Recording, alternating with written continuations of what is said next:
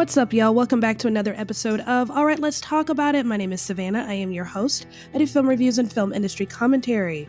And today we get to talk about the long-awaited Hunger Games prequel, The Ballad of Songbirds and Snakes. Now, I know I've been saying for weeks, I'm going to finish the book. It didn't happen. We're not even going to talk about how bad it didn't happen. But hey, I think I got what I needed out of the book. I got a basic introduction that I feel like was necessary to this movie, because I feel like if you have not read any of the books, if you're not familiar with who this Snow guy is, you might be a little confused as to why this movie is important or why it exists in the first place. I know a lot of readers of The Hunger Games have found the prequel to be a little frustrating. I've heard some say unnecessary, but I know that a lot of people really did love the book. I do want to finish it though. I'm anxious to finish it. After having watched the movie and kind of seeing these characters come to life, I want to kind of read in between the lines. But I digress.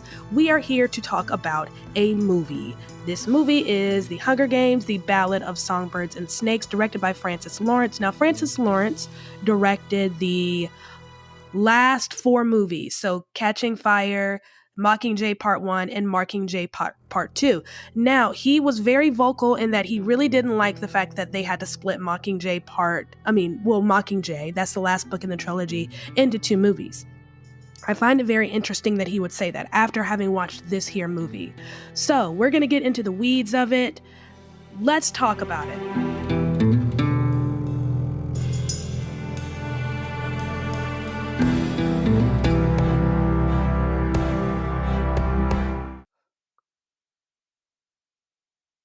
My goal is not to keep you here super long because I have had a time and a half trying to record this review. The website that I use to record my podcast has been glitchy for the last week and a half, and I feel like I've gotten the worst of it. At least that's what I've been told from the support people and engineers, is that my issue is unique. Not so much unique, but they can't replicate it. But they've been able to add in some fixes.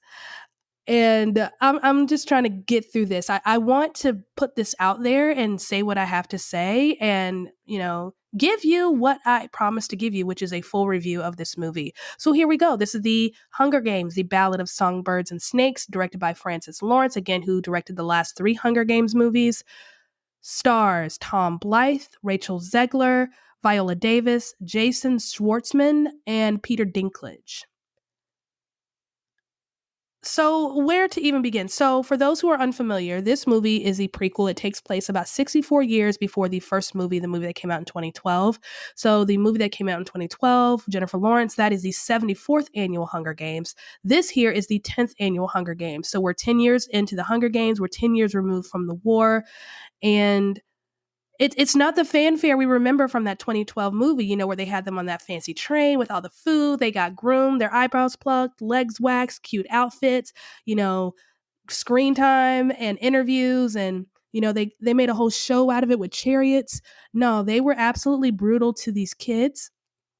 When they were picked from the reaping, they put them on a train and chained them up, dumped them in a zoo, an abandoned zoo, for them to be gawked at and stared at by people in the Capitol, making sure that people saw them like the savages they claimed they were. And at times they were savage, understandably so. You're about to die. Your life is almost over. And what do you have to lose? So we're seeing the savagery of the Hunger Games, where they're realizing that they have to change things up because people aren't watching. And that's where Coriolanus Snow comes in. If you remember that name, it sounds familiar. The ruler and the killer, President Snow from the first 3 movies, or first 4. This is his origin story, his villain origin story, his backstory. We're learning how he came to be the way he was. And of course, in any tragic tale, it involves a woman. So Tom Blythe is our Coriolanus Snow, who I think does a great job of walking a very fine line between human and inhuman. Because we know who President Snow is. We know what he's capable of. We come into this movie hating him already. And I thought that was such a bold choice, not just from the author's perspective, but also from the filmmakers, to give us a protagonist that we already hate. There's no redeeming that relationship.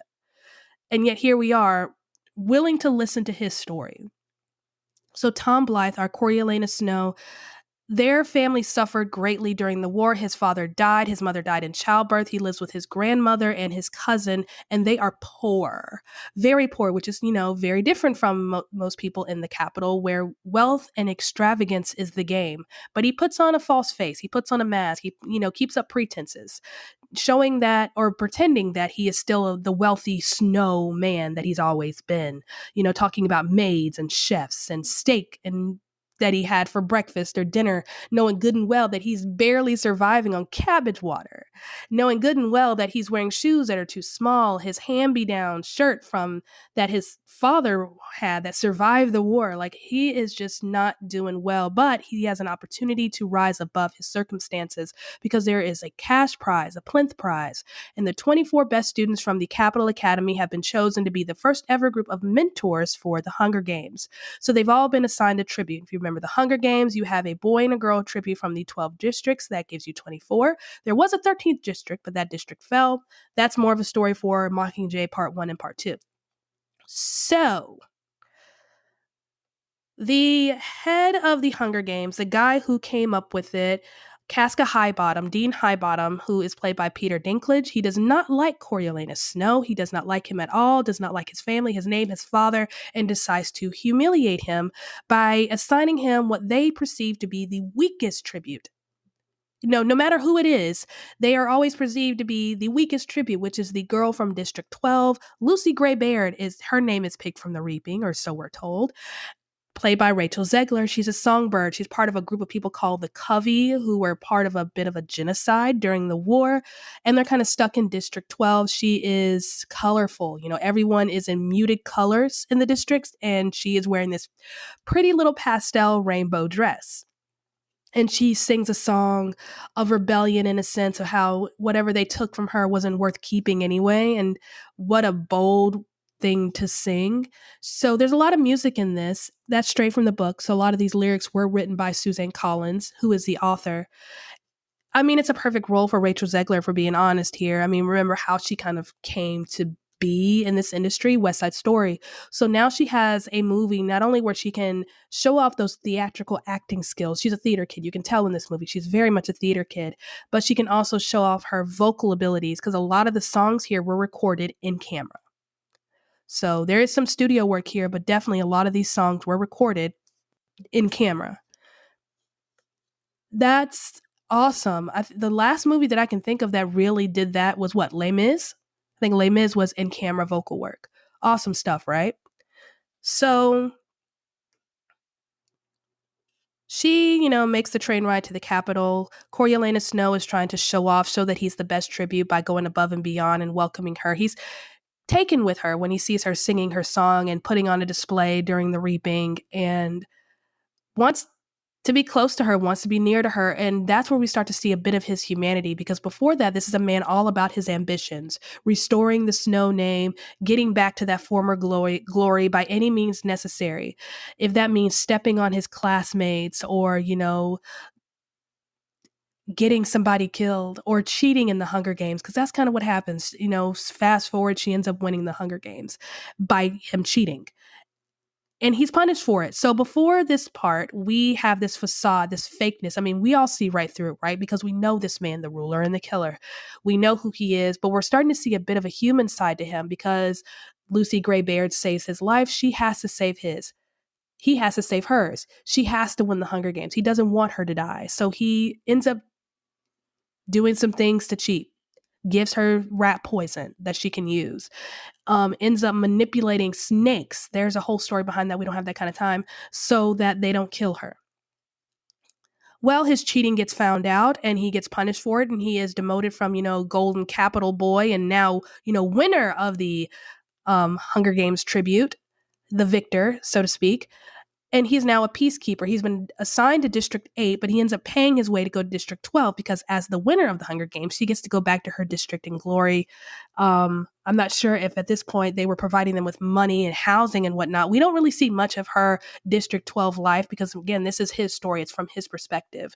And he never really went that far. He didn't really get all that invested in the people of District 12. Again, he's all about himself, and all about himself is obsessed with Lucy Gray Baird, is a bit in love with her, infatuated with her, wants to be with her. It's interesting seeing this character who's torn between two desires, a desire to restore his name and a desire to just be with her. You know, it's very tragic because we know how this story ends. We know what ends up happening to President Snow. We know what he becomes. And yet, while watching this movie, there's a part of you that roots for him to make the right decision, to just escape and leave it all and go be with her and run away. But alas, he's the ruler and the killer. He will do whatever he has to do to get back to the capital, but he's walking a line. He wants to go back to the capital, but he wants to be with her. He thinks he can have the best of both worlds. He thinks he can have his cake and eat it too. He can't. I think Tom Blythe does such a good job playing this role, playing someone who is very much two-faced, giving us two sets of the same personality. Rachel Zegler, I think, shines in this role. I love what she has done with this character. I've seen some people's like, I don't like her in the role. I loved her in the role. Now, again, I didn't finish the book, but I thought her acting was well done. I thought her singing was beautiful. I thought she brought a lightness and a heart. She has the responsibility of carrying the heart of this movie because he doesn't. She has to be she has to give us something to root for, to hope for, something to love and admire. And, you know, she has to be that person. She has that responsibility of being the heart and soul, the blood life of this movie.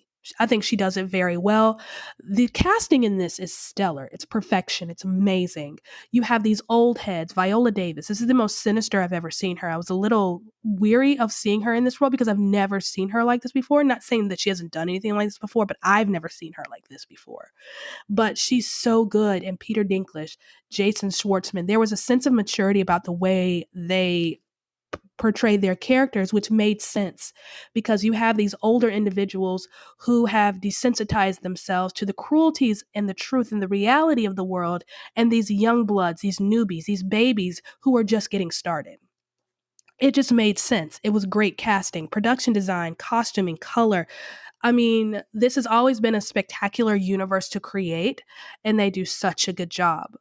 Such a good job. It's a beautifully shot film. My only big issue with this is that it was very rushed. And having talked to people who have read the book and finished it, unlike myself, that's very much in line with the book. You get to that third act and it just rushes through it. I wish they'd taken their time. I felt like they could have given us more, but to give us more would have made the movie longer. Honestly, that last part is so different. This is the part where, you know, he's demoted. He goes and he becomes a peacekeeper in the districts. It's so different from the rest of the movie. They could have broken that off and given us a sequel to the prequel. That's crazy, right? But they just kept it all one movie. I know that was a desire of his. He didn't want to break it up into two movies, but I really felt like they could have done that and just given us more between the lines. I felt like they could have taken more liberties. I mean, what did you have to lose? The box office is not going to perform very well, and that's sad. I think they'll make budget. I don't know if they'll break even. That'll be interesting to see. It all depends on what happens with the overseas box office. But other than that, I I love this movie. I enjoyed it very much. It didn't have me as emotional as the first movie. The first movie I cried from beginning to end. But this movie, I think, does a great job. I love movies that force you to question your own moral compass, that force you to push at the boundaries of what you believe yourself to be capable of in terms of compassion and empathy. This movie, I think, does a good job doing that. That's where the emotion sets in when you're forced to confront your own biases and boundaries with respect to, okay, how forgiving are you? How compassionate are you? How empathetic are you? I mean, that's the whole point of dystopian YA fiction, to force us to confront the great conflicts of the time, which around this time, especially when this was published and written, empathy, compassion. This book was published in what, if I'm not mistaken, I think it was 2020, so not too long ago. And if we're talking about empathy and compassion, that just makes sense.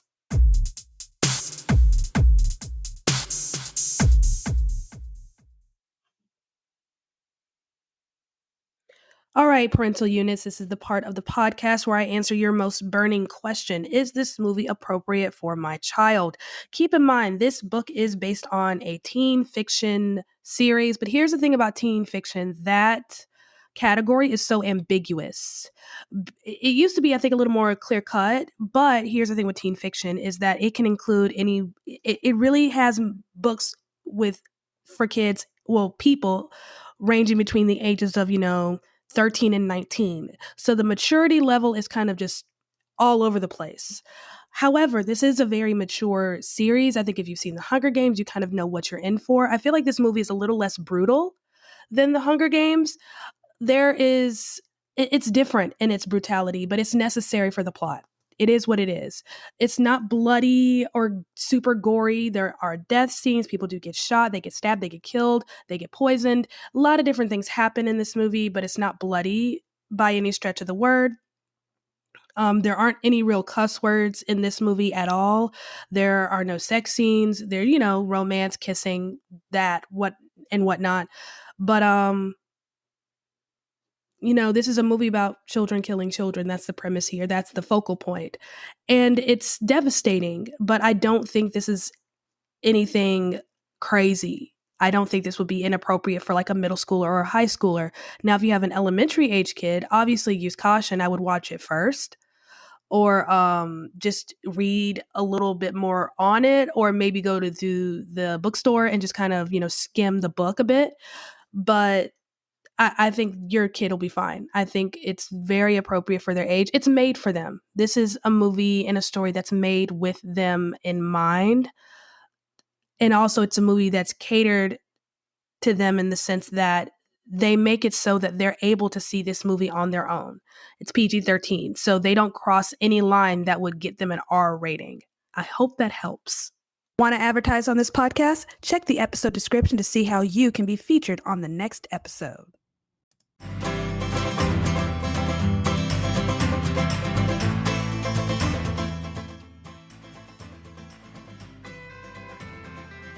Thank you for listening to me rant and rave about yet another movie. So that was The Hunger Games, The Ballad of Songbirds and Snakes, directed by Francis Lawrence. I thought it was just a little bit rushed, but expertly cast. I really enjoyed this movie. I really liked it a lot.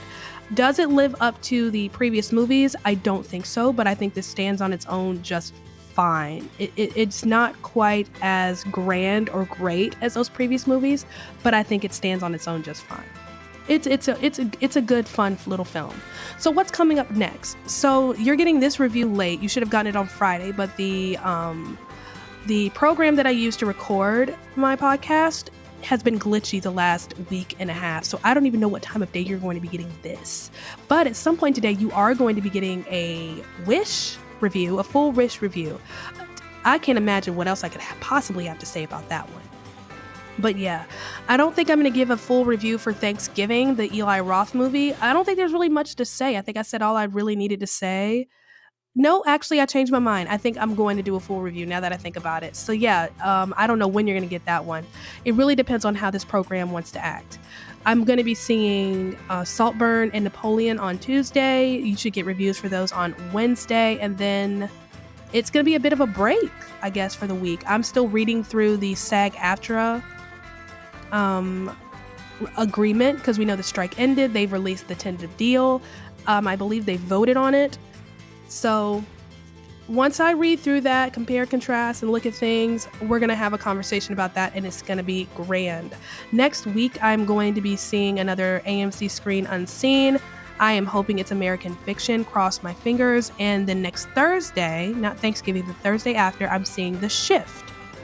Looking forward to that one. So let me know if you've seen the Hunger Games movie, what you thought, your feelings. If you've read the book, let me know how you think it, works as an adaptation. I'd definitely love to hear from you. But in the meantime, I love you greatly. You're amazing. And I will see you in the next review.